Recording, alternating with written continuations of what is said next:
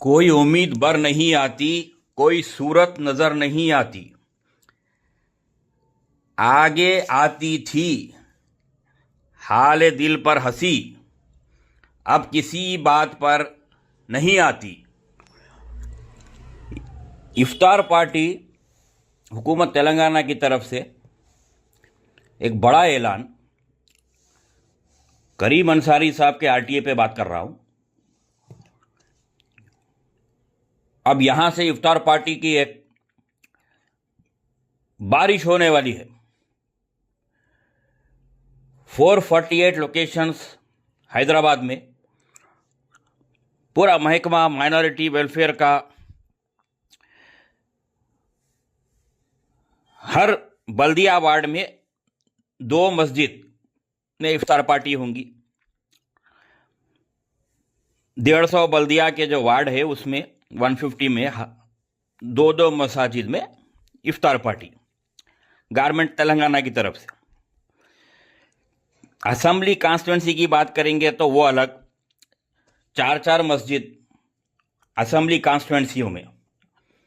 अब ये वार्ड के मस्जिद असेंबली कॉन्स्टिट्यूंसी के, अब ये कौन चुने? ऊपर से आसमान से कोई खत आया या वो दारुसलाम से एक पलीता आया इसमें करना बोल के, ये मस्जिदों को कौन चुने वो नहीं मालूम, आगे बात करेंगे। बहरहाल होते होते हुकूमत एकदम से तेलंगाना की एकदम से मेहरबान, लगे हाथों शिया और महदवी जो कौमें हैं उनके भी मस्जिदों में इफ्तार पार्टी होने जा रही है।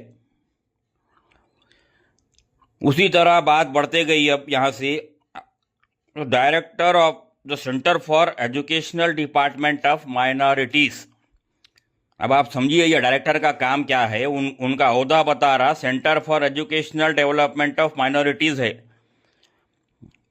अब उन्होंने क्या करेंगे? ये इफ्तार पार्टियों को ज़ेर निगरानी करेंगे, सुपरवाइज करेंगे। उनको मुशीराबाद, अंबरपेट, खैरताबाद, जुबली हिल, गोशा महल के कॉन्स्टिट्यूंसियाँ दे दिए। एजुकेशन डेवलपमेंट के जो है जो डायरेक्टर है उनको। तो बस बात यही है कि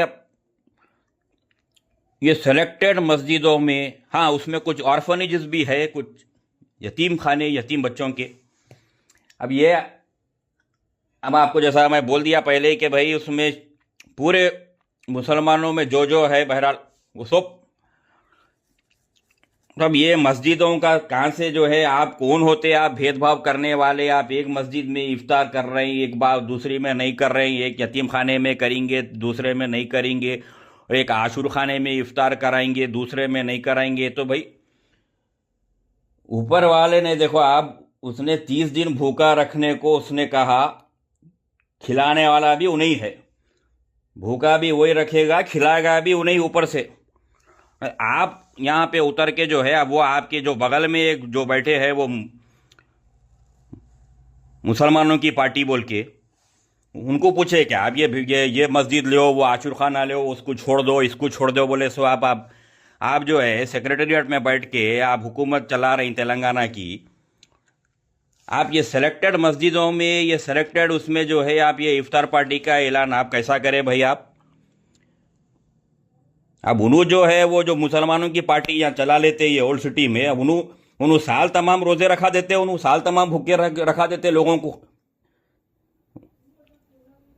इफ्तार के टाइम पे आ जाते हैं, उन्होंने साल तमाम रोज इफ्तार पार्टी रहती है उनकी यहाँ पे ओल्ड सिटी में। साल भर लोग भूखे रहते, रमजान साल भर चलते रहता ओल्ड सिटी में।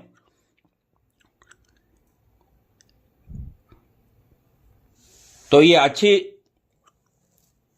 कोई मिसाल नहीं है। आप ये जो करने जा रहे हैं हुकूमत तेलंगाना, वो माइनॉरिटी डिपार्टमेंट है, वो कौन कौन से डिपार्टमेंट है, बहरहाल उसमें कौन कौन है, चीफ मिनिस्टर साहब भी इसमें जो है होंगे, कैसा भी उनके बगैर कैसा होता है। अब एक उनकी बड़ी एक पार्टी 12 मेंबर की एक कमेटी बन गई।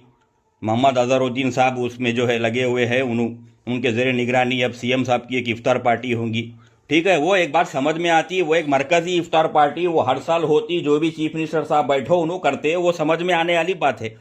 मगर अब ये जो है ये 150 वार्डों में, 2-2 मस्जिदों में, एक असेंबली हलके में, 4-4 मस्जिदों में, ये कहाँ से लाए भाई आप? ये सिलेक्शन कौन करे? ये सिलेक्शन आप वहाँ आगापुरे में बैठ के कराए क्या? आप ये सिलेक्शन उन्होंने करके दिए क्या आपको?